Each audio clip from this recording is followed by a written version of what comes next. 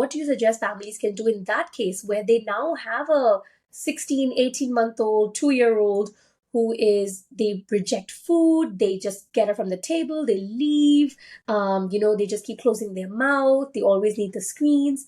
So there are a bunch of issues that have already made their way in. How do you get out of them? Short answer, work with me. I conduct personal sessions. Yes. I'll Love that. get rid of all these problems. But of course, I mean, but if you want to, of course, do it by yourself, start small. Understand, first of all, list down the problems that you have. Like, my child eats with screen, my child drinks a liter of milk a day, or my child only eats 5 items a day. The environment of the house is too distracting. Uh, doesn't is on the high chair. So you make the list of the problems, and then you see which is the easiest for you to solve. Attack that first, so that you feel that have that euphoria feeling when you solve the problem, right? It could be as simple as, okay, my child doesn't eat with screen, now I'm going to take away the screen for snacks first, right? And then do the snacks without screen. Give them what they like, and don't experiment over there, because you're taking away the screen, so they will need a lot of motivation to start eating food, right? And let them eat by themselves. Don't feed. These are the two things you can start with. Start small with snacks, with complete self-feeding, and then slowly you prioritize what is the next thing you can do based on your bandwidth, your how you feel about the changes, how the child feel about the changes, because not all children are extremely flexible or adaptable. Some need more time, every child, there's no set template that nobody can tell you that if you have a 16 months old, you do these 5 things, and in 20 days you will have a completely new. There's no such thing like that. However, all of this depends on how consistent you have been. So you can't do changes based on your convenience. It can't be that, okay, I was feeling very tired today, so I gave the screen. I just wanted him to eat food somehow. Or we just had to rush out, so I wanted him to quickly eat. So I put the screen in front and I fed him quickly.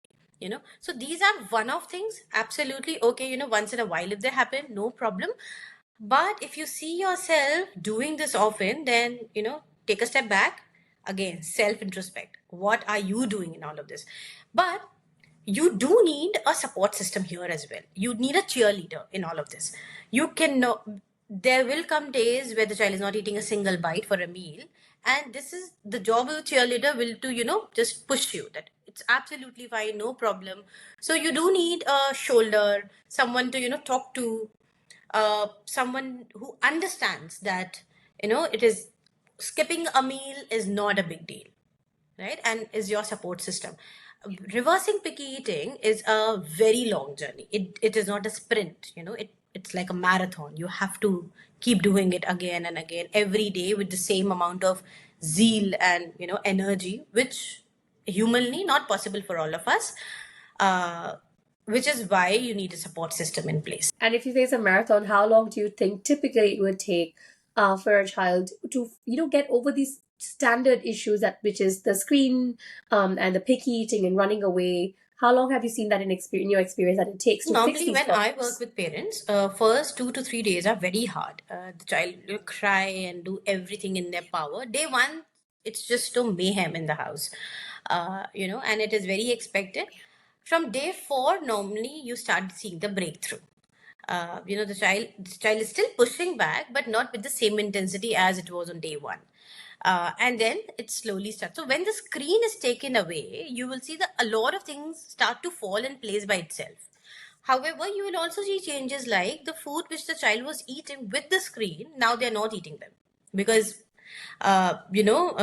when the screen was in front of them, the main character or the focus was on the characters of the screen, not on the child. Right? The child wasn't the main participant. Now the child has become the main participant and he doesn't know what to do.